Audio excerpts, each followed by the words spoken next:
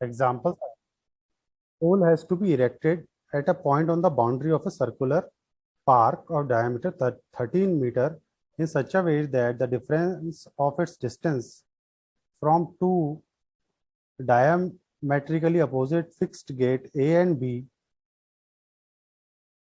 on the boundary is 7 meter. Is it possible to do so? If yes, at what distances from the two gates should the pole be erected?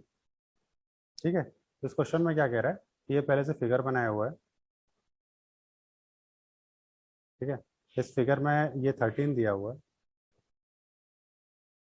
ये ए है, ये diameter है A B, ये 13 दिया हुआ है और एक पोल खड़ा करना है, जिसका खास बात क्या है कि ये वाला डिस्टेंस जो मैं अभी तो बता रहा हूँ, ये वाला डिस्टेंस और ये वाले डिस्टेंस के बीच में ना 7 मीटर का डिफरेंस होना चाहिए। तो अगर मान लो मैं इसको x ले लेता हूँ और इसको मैं x+7 ले लेता हूँ, तो इन दोनों के बीच में डिफरेंस 7 का आ गया ना। देखो इन दोनों को अगर मैं डिफरेंस कर दूंगा तो 7 का डिफरेंस आ जाएगा, तो इसलिए एक को x ले लिया, एक को x+7 ले लिया। तो यहाँ पर लिखो let A P B X, ठीक है। ए पी को अगर x ले लिया तो अपने आप बी पी क्या हो जाएगा, x+7 हो गया। और यहाँ पर क्योंकि एंगल ये एक डायमीटर है और ये angle in the semicircle है, angle in the semicircle 90 degree होता है, इसलिए मैं इस क्वेश्चन में पाइथागोरस थ्योरम लगा सकता हूँ। And by Pythagoras theorem hypotenuse square is equal to base square plus perpendicular का स्क्वायर। बस इतना ही क्वेश्चन है।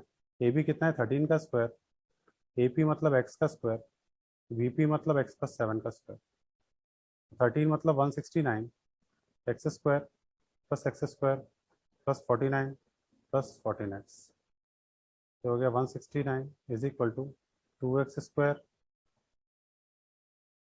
Plus 14x plus 49, 2x² plus 14x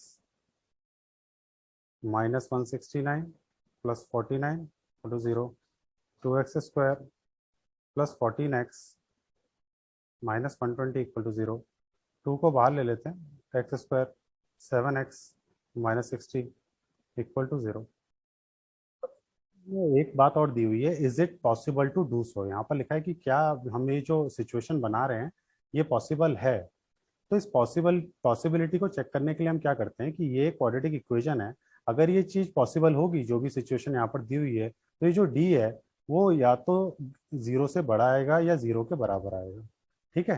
तो यहाँ पर ए हमारा कितना हो गया, 1 हो गया, बी कितना आ गया, 7 हो गया, और सी -60 हो गया। तो हमारा एम क्या है, ये दोनों सिचुएशन को चेक करना। अगर ये दोनों सिचुएशन हो गई, पॉसिबल आ गई, तो इसका मतलब क्या है, ये जो हमने अभी सिचुएशन ले रखी है इस क्वेश्चन में वो पॉसिबल हो जाएगी, यानी is it possible to do so, तो हम कहेंगे यस, ठीक है।